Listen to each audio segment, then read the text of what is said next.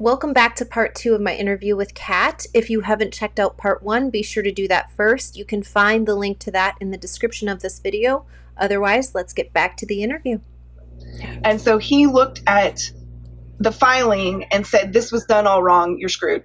I mean, he knew from the beginning that this was not going to go well in court, and that is what he told me. This lawyer did not take the right steps. This is not going to go well for you, but I'm going to do what I can to help you. And so I was given that expectation going in. And in the end, we finally saw the judge, and the judge said, look, I, Mom, should have appealed the last court decision. I didn't follow proper procedure again. I should not have gone to try and change it with the modification. I needed to have appealed it. Now, there's something really important that we haven't mentioned in all of this. I have injunctions placed on my speech. I am not allowed to post on social media about our court case. I am not allowed to talk to my children about my ex's educational decisions, even though my children were being enrolled in the wrong grade. Legally, I wasn't allowed, and still am not, to talk to my children about that. And this judge, I could have gone to jail at this last court hearing for speaking, for using my voice. And this is when this judge said, this should have been overturned in appeal. I cannot make a ruling on this. But the First Amendment to the Constitution is an excellent defense for Mom if you ever try to hold her in contempt of court. So once again, the First Amendment to the Constitution, thank God I was born in the United States of America, is protecting my speech and keeping me out of jail. And this time, it wasn't because I was standing up for a stranger against police. It's because I was standing up for my children against teachers, schools, and their father. And I risked going to jail again for using my voice. And when the judge brought down that, I guess it wasn't a verdict, that statement, that opinion, that the Constitution protects my speech, that is when I knew it is time for me to use my voice again. And that is why I'm here today. And I think that this is such an important part. So it's very common that there are injunctions. I think you know that happened to me. They told me that I had to stop sharing my story and stop posting on social media. The thing is that to me, as a human, my conscience does not allow me to just give up the ability to advocate for what I know is correct. And so I really just didn't care about that, about the ruling from a judge saying that you can be held in contempt for sharing your story. I'll never stop sharing my story. I will never stop using my voice. It's God-given. The fact that the Constitution happens to align with that is great. But again, I just believe that there's a higher place of where authority comes from. So one of the things, again, fear is always an opportunity to enter into freedom. And what we were, during this time, I think that it's really also important to share that, you know, as we were working together, there was a lot of internal things that you were overcoming to the point of being able to show up to court unattached to what is going to be the decision, and still knowing I'm going to keep living my life. And I always had the ability to keep living my life, but the realization of that, right? The conscious awareness of like, oh yeah, like nothing can actually hold me or keep me in a small cage unless I agree to it, right? I think that's super important, because if you don't come to that realization, you're still outsourcing what is going to be the outcome of your life, of your children's life, of their future, and so forth, into the hands of a stranger who knows but a small snippet of what has been going on. And not only that, again, I state this is a legal issue. So they only can see what is happening from a legal standpoint, not from a moral or a justice standpoint, right? And all of the injustices that have happened along the course of the journey to even come to the place of being in court. So I think it's really important that people understand the real turnaround will happen when you do the inner work and you free your own self. Absolutely. And I think some of the blessings that have come out of this situation for me is that I've taught my children how to use their voice. My daughter was able to go to the principal of the school and get herself put in the correct grade, right? She did that for herself. I realized that the more I tried to be involved and the more I tried to intervene, the worse things got for me legally. So what is the next best thing? Well, it's to empower the children to handle these things on their own, because they're going to be adults one day and they're not going to have me there mothering them, and they need to be able to do this. And now I can see that while it was very stressful and very difficult, my daughter has a voice that is strong and is powerful. And a big part of that is because she watched her mother overcome not having one and learn how to speak up for herself. I decided to speak. I decided to tell my story, not only to the world, but what's appropriate to my children, so that they understood what was going on and didn't think that I was just consenting to this plan. Because my children all summer, last summer, thought that they were dumb, and they thought that homeschool failed them, and they thought it was my fault because that's what they were being told. And so I spent all summer telling them, you are brilliant. You don't deserve to be held back. This is not the right grade for you. And in the end, my son was held back a grade. And after one semester, he started public school. Let me tell you this success story about my son. So after we got the positive diagnosis in January of last year, my ex would not consent to a dyslexia tutor. We were homeschooling. He would not consent to a dyslexia tutor. He would not consent to send him to a dyslexia school, any sort of intervention. So I decided, I don't care what a judge says. I'm going to get trained and I'm going to teach my son to read. So over spring break in 2023, I sat down with my son. I said, you want to learn to read? And he said, yep. And I said, okay, I don't want you to fight with me. We got to do it together. And he said, all right, I'm all in. We sat down and we did a homeschool dyslexia curriculum. And within 10 days, he was reading. Okay. My son started reading at 10 years old in spring break of 2023. He entered into public school as a fourth grader, repeating fourth grade. And because I also signed up and got dyslexia certification through Ross and Saunders, I'm still working on my program there, but I took the whole first year of schoolwork with them, and they made it very clear dyslexic children should not be held back. That is not the solution. The solution is intervention, dyslexia intervention. And so my son, he was held back because he really believed that he was dumb, because the standardized test that came in at the beginning of the year said he was reading at a kindergarten, first grade reading level. Well, my son had the highest, most rapid, dramatic growth on the standardized test of any kid in the school, and he was acknowledged for it because he has now mastered fourth grade on all of his standardized tests. And at the last meeting we had for his academics, they said he could move up when he wants academically, but that socially he seems really happy where he is, which his homeschool best friend is in class with him now. So he is socially happy there. And they said, here are 3 ways for him to graduate on time as an 18-year-old. He could move up now, which socially no one thinks he really wants to, but maybe he does, and I think it should be his choice. He could do an accelerated 3-year high school program, or he could take algebra in 8th grade and start high school on time. So I used my voice. I advocated in all the teacher meetings, even though I lost my rights to make decisions. I told them all I thought it was the wrong choice. And in the end, I was right. I was absolutely right. I used my voice. I spoke up for my child. And now he knows, because I told him the result of that meeting was that when he's ready, he can move up into the right grade. So not only is he reading, but he feels good about himself. And all of that has happened in part because I spoke up and I risked getting in trouble, and I appealed to the higher authority of God, of my motherhood, to do what was right by my children.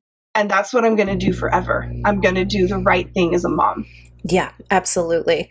You know, Kat, one of the things that your children are seeing is, number one, the power of somebody believing in you, right? Because a lot of times when we go through these cases, they're extremely isolating.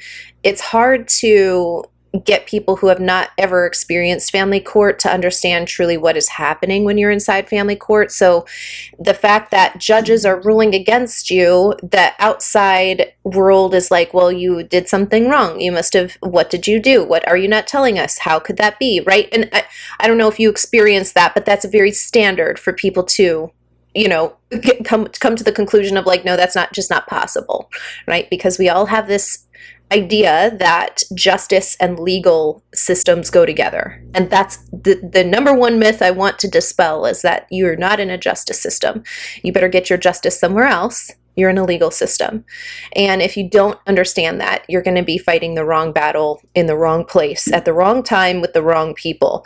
And then so your kids understanding what is happening when somebody believes in you, that there isn't anything wrong with you, that you're in the wrong system, right? We're just in the wrong place, and that you're not, the way you were created is not being honored in this way, doesn't mean that there's something wrong with you. You were made that way on purpose. And so the trickle down effect is that the less you resist what is going on in the outer world, and you deal with the stuff that comes up for you during this time in your inner world, is when when the shift starts to happen, right? I think that's so important. What do you have to say, like, for people, if you could give somebody a recommendation or advice on what you experience who are going through family court right now, what would be like one piece of advice that you'd give? I would say work on yourself. Really, truly work on yourself, because a lot of us enter the family court system traumatized, and that actually doesn't present very well in the court system. Yeah. So if you can do the healing that allows you to walk in, as you said earlier, unattached to the outcomes, which is not easy. It's, I had built an identity around being a homeschool mom, and that was really, really important to me. But what I'm realizing in the big picture is that God has paved a path for my family that is teaching my children invaluable lessons. And whether we end up homeschooling again or not, I don't really know. I think that's really going to depend on what my kids want. I think they're at the age now where I'm not here to impose anything upon them, the older two kids that I share with my ex. And I'm going to honor what it is they want, and I'm going to support them, and I'm going to advocate for them. But in the end, they're learning how to advocate for themselves. And that is the most powerful thing that I have ever done as a mother. And I thought this whole time that homeschooling was that. And I'm realizing now that I can instill my children with values and with skill sets, no matter what our lifestyle design looks like. I can be the type of mother that ensures my children can leave the nest able to fly, able to stand on their own 2 feet. And it's so important, especially in today's day and time, where this type of abuse, this type of gaslighting to the extreme is just going to continue. As a society, we are seeing it more and more from higher and higher levels, outright, in your face gaslighting.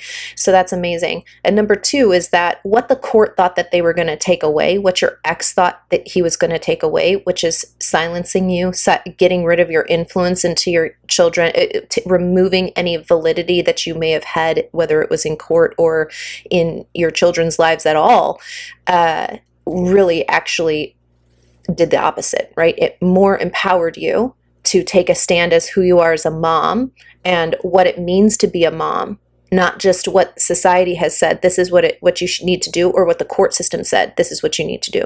Stop talking to your children about these types of things, which again, I just want to point out the fact that there's all of these types of dualistic standards in family court. Number 1, you're not able to say anything about about any type of school decision at all. And yet that same standard did not apply to your ex. He was able to say whatever he wanted to the children, and also educators or anybody else involved in education at all. And you were allowed to say nothing. That type of dualistic thing is often found in family court. And again, I think people who have not been in family court don't understand how could that be. Because you think it's a justice system, and you don't understand a legal system. And so but I love for you is that it perpetuated what you actually thought was being a mom was like this big, and now you understand it's like this big and it's this impactful as well.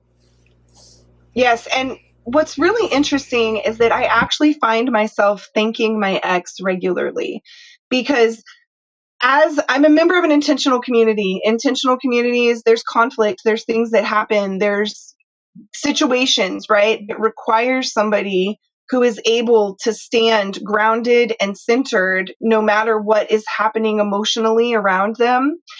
And I think what happened is I was refined through the process, and I feel very strong. I feel very confident and capable.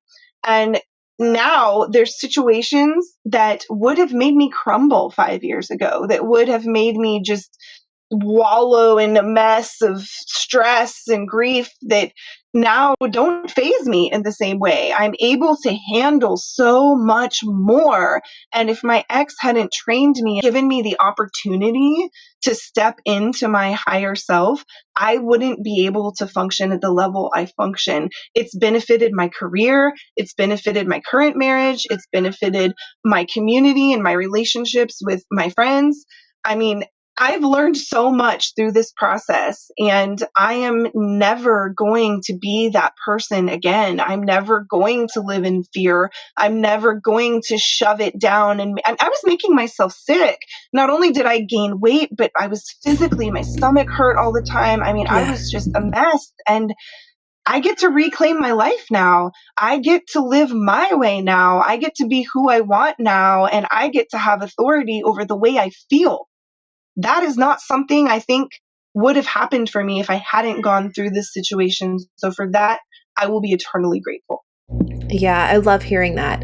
I very much share those same sentiments. The things that the narcissist thought was going to happen were not only did not happen, the exact opposite with that same amount of energy happened, right? Now, thousands and thousands of people know about narcissistic abuse and they understand it holistically, right? Like how this manifests in your body, how this shows up in the way that you're making decisions, how it shows up in the way that you communicate, how it shows up in the way that you emotionally react to things or respond to things. All of that stuff, it would have gone in me unchecked, in you unchecked, unless there was a situation where it was forced to be confronted head on. And time again, because I, like you, have gone to family court, was in family court multiple times. And that's one of the things where it's like, we did it multiple times, every time learning a little more, right? And getting a little bit better at understanding the system and the narcissist, and also, most importantly, yourself and the way that you're reacting to things, responding to things, and how that is either doing things in a positive manner or getting you further away from what your goal was. One of the things that you talk about is predators hiding in plain sight, which is so important for people to understand, that they look like normal people, they blend in, and some warning signs that this is happening. Do you have some that you want to share with the audience of like, what are some of these warning signs that this person that you think is, standing for something, and what they actually believe, what's actually in their heart? How can you tell? What are some things that you took away from this?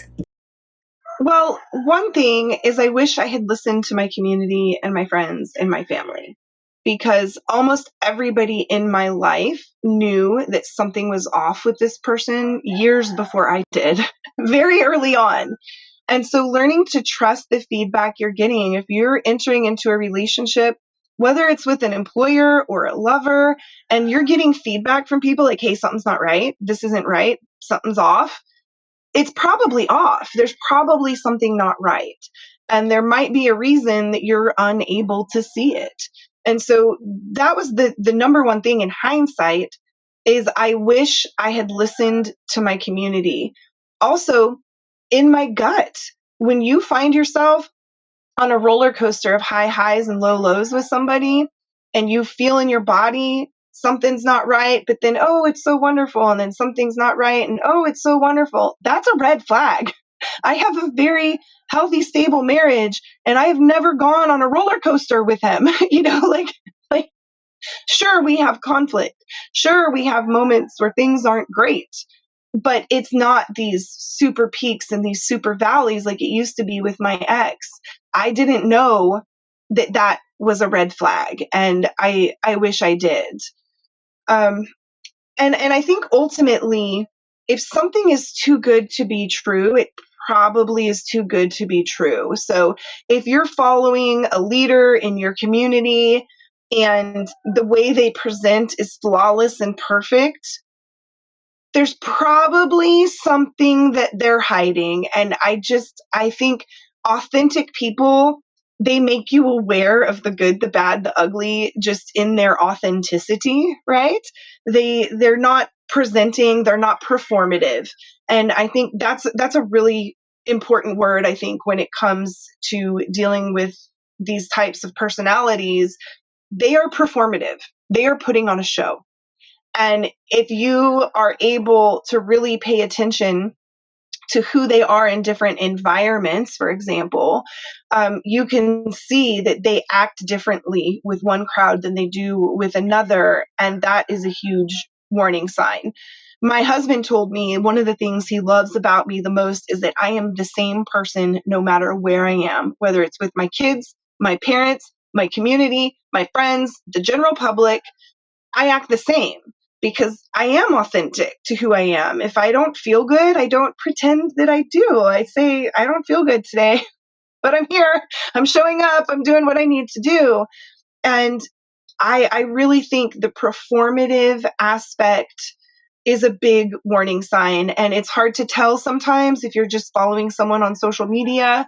But a lot of the people who have started to hear my story, because I had a lot of shame, because it was a public relationship and we are in the libertarian community, I was quiet for a long time. And a lot of people who hear my story now say, I had a feeling. I just knew. I knew. They felt in their gut and they kept distance for a reason. And I wasn't in tune with my body. And so I didn't understand what was going on when those warning signs were presenting. So really listen to your community, your friends, your family. If they're giving you feedback that something's not right, something's probably not right. Get in tune with your body, because your body keeps the score and your body tells the truth. When someone is lying to you, your body knows. Your body can feel it. And if you are not in alignment with yourself, you won't know, like I didn't know. And watch out for the signs of performativism. If someone is putting on a show, that's probably not their genuine self. Yeah, those are really good points. I love what you're talking about with getting back to who you truly are before the abuse, before your dysregulated nervous system, before you were taught to question your sanity, your reality, what is real, what isn't, all of those things. When you get back to who you truly are, you have all of the tools to not only tell if somebody is lying to you, manipulating you, but you also have the power to get out of that situation and to create a different reality, which is the most important part of this entire process. For me as a coach, the thing I love to see is people breaking out of this construct that they've built themselves and not recognizing that paradigm is constructed by you. And anytime you want to leave it, you are so powerful. You have the opportunity to leave any moment that you want and break your family away from it, And so I love that was the case for you, and that you've really empowered your children to do that. The fact that you empowered your daughter to do the thing that you were legally not allowed to do, right? You're not allowed to legally advocate for her with the school system.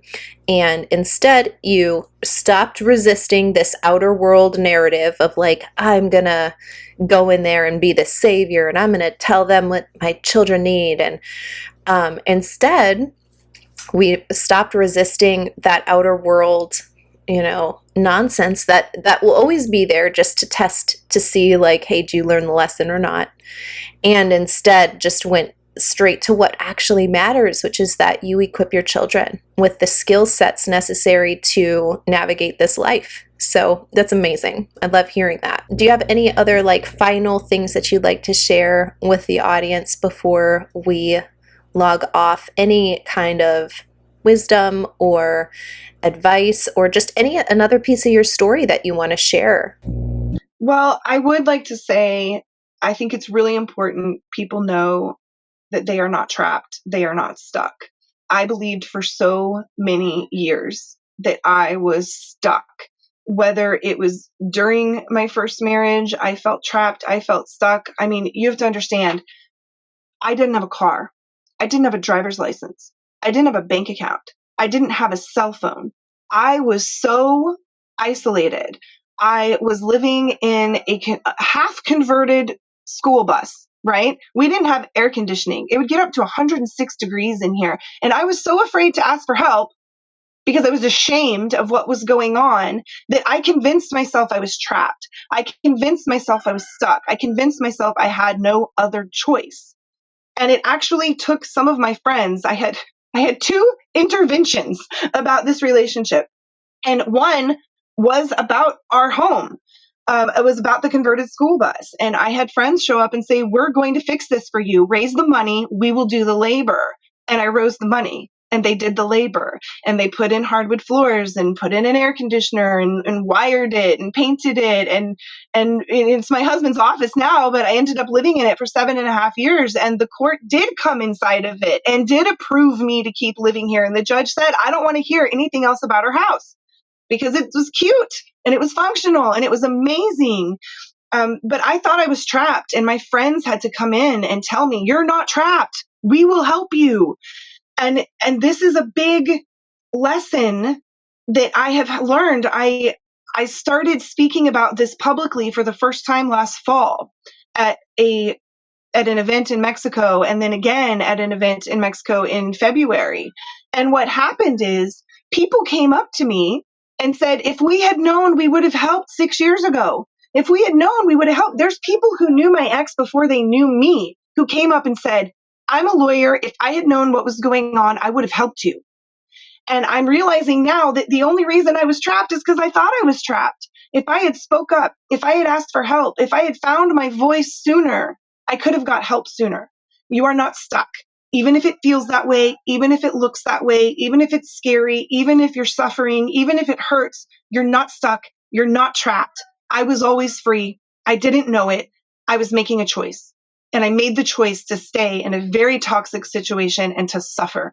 I made the choice to suffer. And I made that choice over and over and over and over again. Every time one of my so-called boundaries were violated, and I chose to not do anything about it. And I say so-called boundaries because I think real boundaries are enforced, right? A fence is a boundary. You can't walk through a fence, right? If someone's walking past a line that you think you're drawing, you didn't set a boundary. A real boundary is enforceable and is enforced. And I didn't develop boundaries until very, very recently. So this idea that any of us are stuck, that any of us are trapped, this is a construct in our mind. That is what it is. And if you start to use your voice and you start to ask for help and you start to tell people what's going on, that help will come. And I not only saw it in my situation, but now that I'm speaking up, I am seeing it in situation after situation. People are saying, hey, a friend of mine is going through this thing. Will you talk to them? Hey, I'm going through this thing. What can I do? People are coming to me asking for help, just like you said they would. Angel, you told me this would happen. People are showing up and they're asking for help. And really, all I can do is help them to see that they're not stuck. They never were. And it's their choice. They can leave. It's action creates the boundary. Yeah, for sure. I always tell people you had a suggestion. That's a suggestion, not a boundary. Because a boundary, we're very connected to what is a boundary. It feels very authentic to us, and we are ready to make a decision if that boundary is crossed, right? And without true consequences, you have to know what the consequences are. If they're just like made up on the spot, that's also not a boundary. So you have to know make these predetermined choices of what is going to happen if that boundary is crossed. So that's really what differentiates a boundary from a suggestion, is that you have predetermined consequences for that. And these are things that you do, not the narcissist. Oh, they kept walking through my boundary. Well, you didn't have a boundary, you had a suggestion. And I think the next thing is using your voice. That vulnerability is part of being authentic. And people who try to make their lives look like everything is amazing and everything is perfect, and don't look over here, or like, oh, sure, there's some problems, but it's not that bad, are gaslighting themselves, and you're doing the narcissist job for them, which is ultimately what the narcissist wants. The narcissist wants you to abuse yourself when they're not around, so that they can keep getting more victims like this. And they absolutely will do that. And so it's really important that that when we talk about being authentic, it doesn't mean like showing up ready to talk to whoever or whatever. That's not, because that's also not authentic. It's understanding when it's safe to do that, and being ready to show up vulnerable with people who have earned your trust, who have been there for you, have given you no reason to question where they stand, and also being unattached from that outcome as well. Of I'm sharing my story for me, not based on what this person could give me or do for me or whatever if I share this story with them, right? It's being unattached from the outcome from that person, but showing up because that's the authentic thing for you to do in that moment. Does that all make sense? Did I explain that in a good way? Yeah, it makes absolute sense. I mean, if you are communicating because you're forcing yourself to communicate, that's also inauthentic, and that's why I had to wait until it felt natural for me to speak about it. And I knew if I spoke too soon publicly, I was going to be coming off in a way that I didn't want to present myself, and a way I didn't want my story presented. And I feel like I'm at a point now where I can talk about what happened. I'm not ashamed. I'm not embarrassed. I'm not afraid. These are things that kept me quiet for a really, really long time. And I think, one of the boundaries that I'm setting is that people who do me wrong don't get my silence anymore. Like that's just not what's going to happen anymore. I'm not going to be quiet. I'm not going to lay down and take it. And I do believe in homeschooling, and I do want to get back to it. And I do want people to know that if they are buying homeschool workshops from my ex, they are funding legal oppression, right? People need to know that there are innocent people who are giving him money, who are trusting him, who are going to his conferences, that are going to his events, that are buying his programs. He's got programs on Bitcoin, how to live free, how to live off the grid. He has programs on everything he's attacked in court. So if he will do that to the mother of his children, don't think he won't do it to you. So this is a warning, right? For everybody. And I wish I had spoke up sooner, because I don't know how many people have been harmed in the process. I just don't. I know that when I was with that person, there was a lot of financial misappropriation, and I'm certain it's still going on now. So, I'm going to speak. I'm going to do my part. And I hope that in speaking, accountability comes and behavior changes, because it wasn't going to change if I stayed silent. That's for sure. Mm-hmm. Yeah, that's so good, Kat. I definitely agree with you. I think that predators, abusers need to be exposed. Enough speaking in like generalities and kind of, that's just another form of cloaking the issue. So I'm very much on the same page as you. Call a spade, say it for what it is, and let people make their own decisions when they have all of the information, right? Because if we say like, hey, you should do your own research and look into that. Yes, it's true. People should go do their own research and look into that, but give them specifics about like, just like how you're doing. Like, hey, if you think you're buying this stuff from someone who believes in this, this is not what happens in court. And if he will treat the mother of his children like this, how do you think he's going to treat you? You're nothing but another number, for sure. And so I totally agree with that. I think that more people need to have that that line of saying that this will continue to go on, and you'll be complicit in it if you don't use your voice to share the truth and share the information that you wish somebody would have shared with you before this all happened. So I definitely agree with that.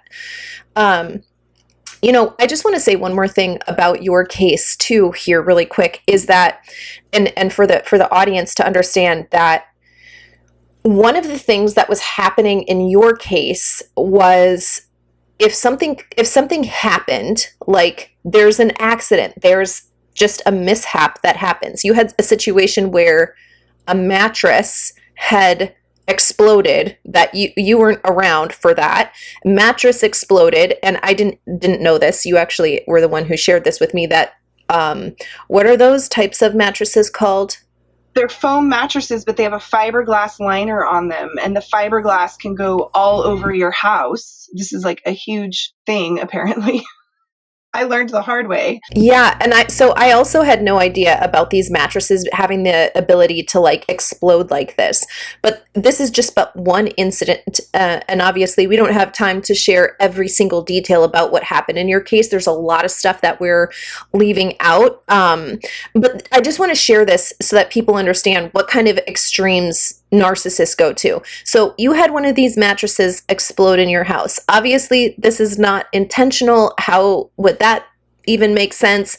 And there's these shards of like microfiber things everywhere, right? And so you're doing cleanup on your house, and what happens?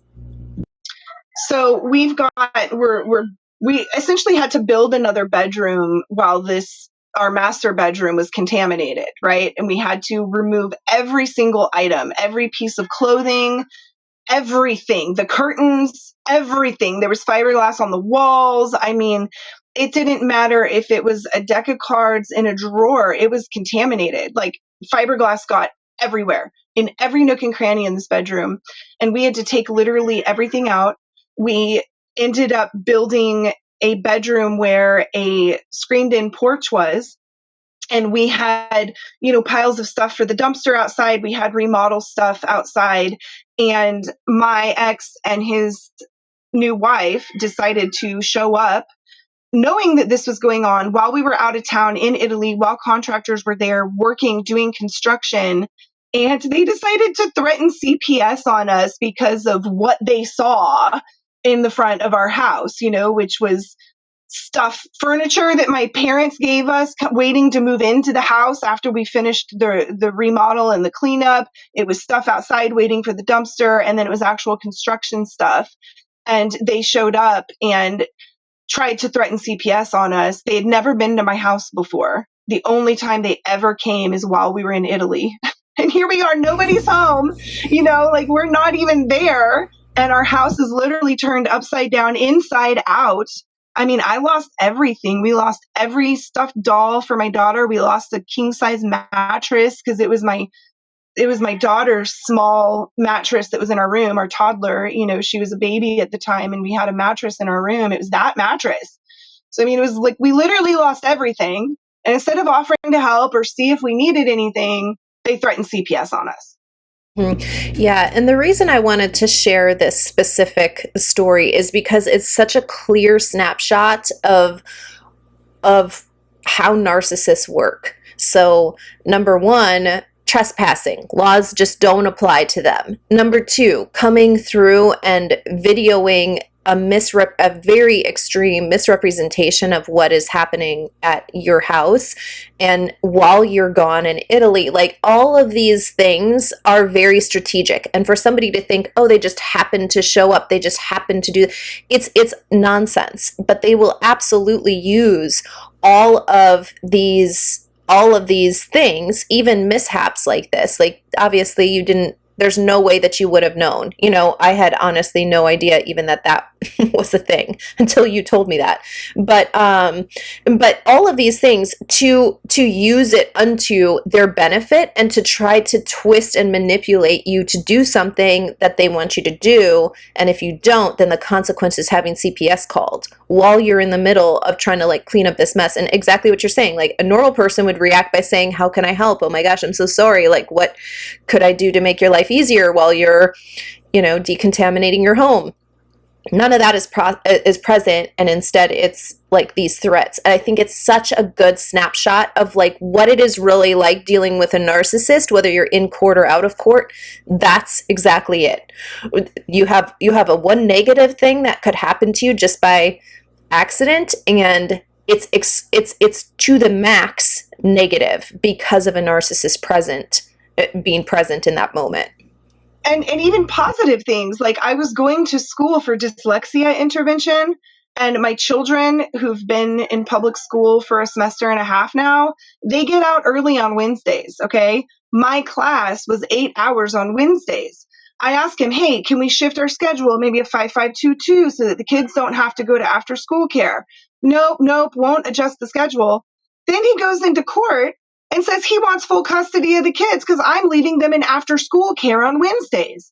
Here I am going to get training to help our dyslexic child, and he's trying to take the kids away from me for it.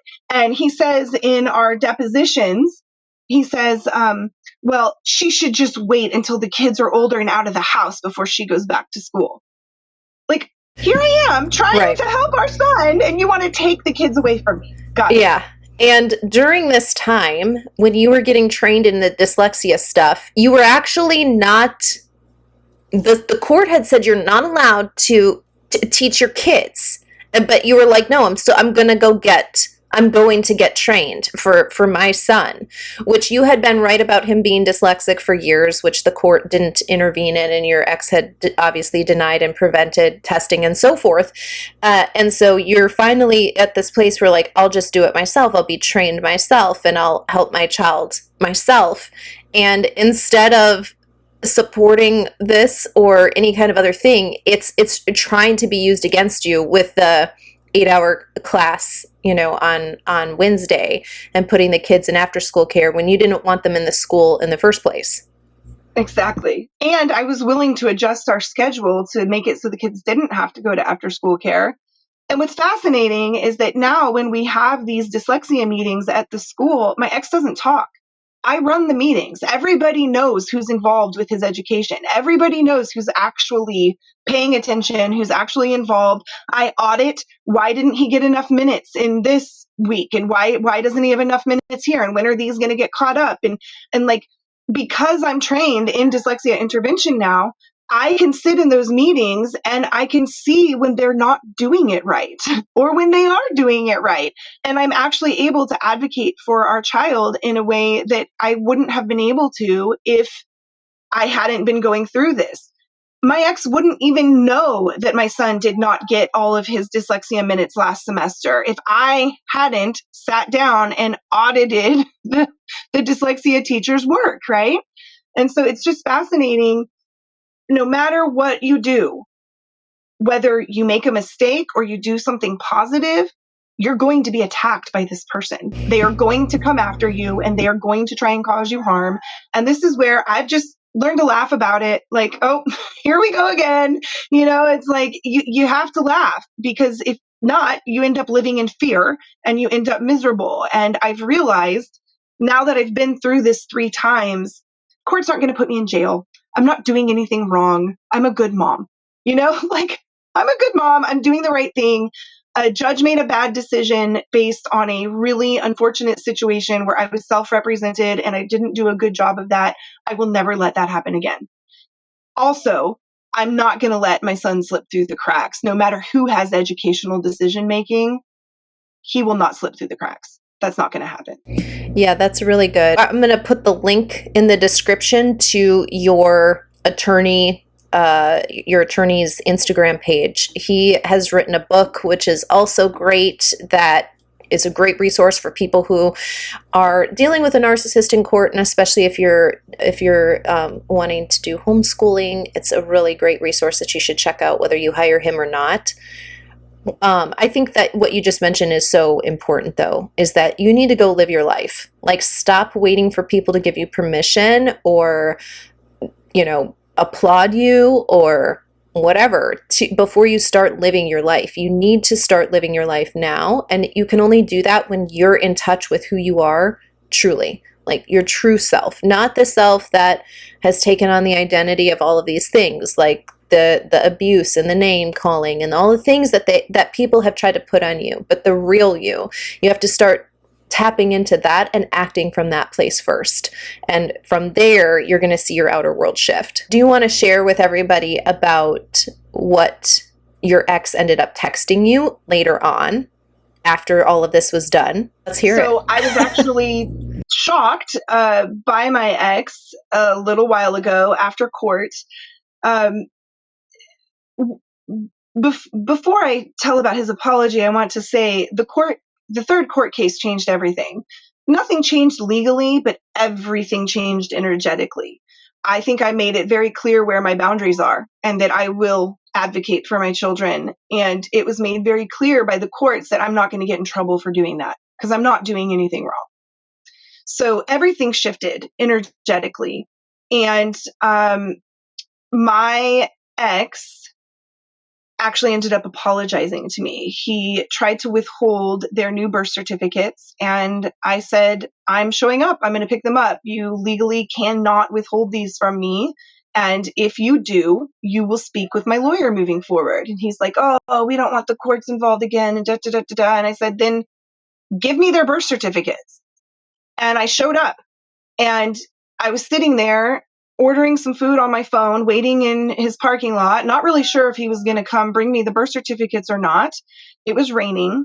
And then all of a sudden I hear someone try to open the car door, and I turn, and he got in the car and he sat in the front seat. Keep in mind, this is somebody who doesn't make eye contact with me ever. He can't look me in the face because I know that he knows deep inside what he's doing is wrong, right? He cannot make eye contact with me. He does not speak to me except through text messages. He got in the car and he sits down and he apologizes. And he tells me he doesn't want conflict anymore. And I said, if you don't want conflict, why are you sending these messages to schools and to teachers saying things about me like this? And he says, this isn't going to happen anymore. I'm sorry. And he gave me the birth certificates and he got out of the car.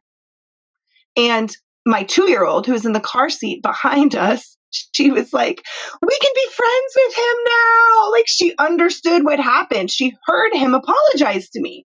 It was incredible. Now, do I believe he will not act in that way? No.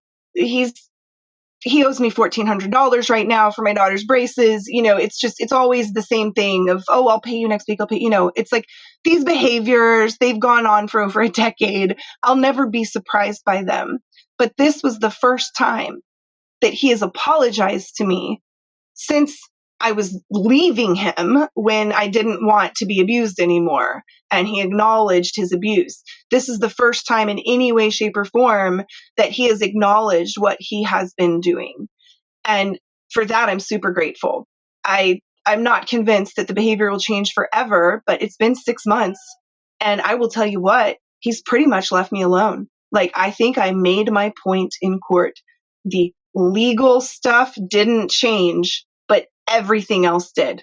Literally everything else did. It's incredible. Yeah, and the legal stuff hasn't changed yet. I will just say that we're not done with this story. I very much feel that for your children. But, most people don't get this type of closure ever from a narcissist or an abuser of any kind. And I think for you that you validated yourself first. You continue to do the steps necessary in order to show that this is really what you believe, and you're going to follow through on that belief, and you're going to continue to advocate for your children and advocate for yourself and advocate for the kind of life that you want to live. And the fact that that was all happening kind of pulled this recognition from him, to you. And I think that's a really beautiful way to end this interview, knowing that you found ultimately what you were looking for. And again, the legal situation hasn't changed yet, but everything really has shifted for you. Yep, everything. It's awesome. I'm so grateful. Thank you. I mean, my husband and my dad both have said over and over since I did the coaching with you, I'm a completely different person. Just night and day. Everything changed. I love hearing that. Really, it's the whole reason that I do coaching is for that reason, and moreover, to see generations changed.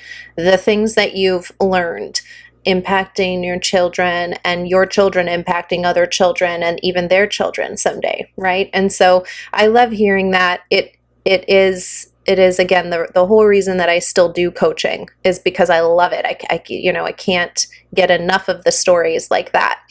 And thank you so much for being bold enough to share your story and to share your truth and what's happened. I know that this can be really like, I just want to forget about it, or I want to move on. But if we don't integrate what has happened and we try to like ignore years of our lives, number one, we do ourselves a disservice by denying ourselves that part of our story, which deserves just as much attention as like the high points in our life. And number two, we don't use our lessons to help turn those into wisdoms for other people, so that other people can get free too. Because there's a ton of people still out there living in denial, living in a situation that is really toxic, really terrible for them, because they feel like this is what God wants for them, or that there's no way out, or that they've already tried everything that they could possibly try, and that there's just no other option for them, right? And I think it's so important that people share their stories and let people know, no, I've gotten out. You can get out too. It's not what you think it is. Absolutely. And it was hearing your story and other people's stories about getting out that really inspired me. And, the reality is, I was surrounded by women in similar situations. We attract similar company.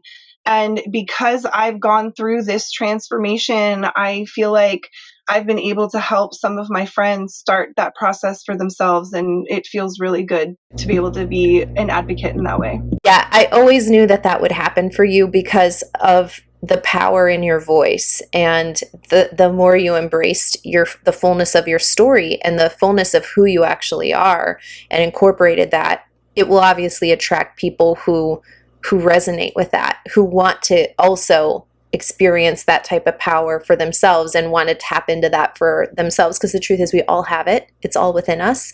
And I love that you're able to reach people now and not only just share like a feel-good message, but really give a map, like a map of the way out. That's such a beautiful way to use the lessons that you've learned. And I really appreciate that you're doing that. Well, I'm super grateful. My life has changed and you were a big part of it.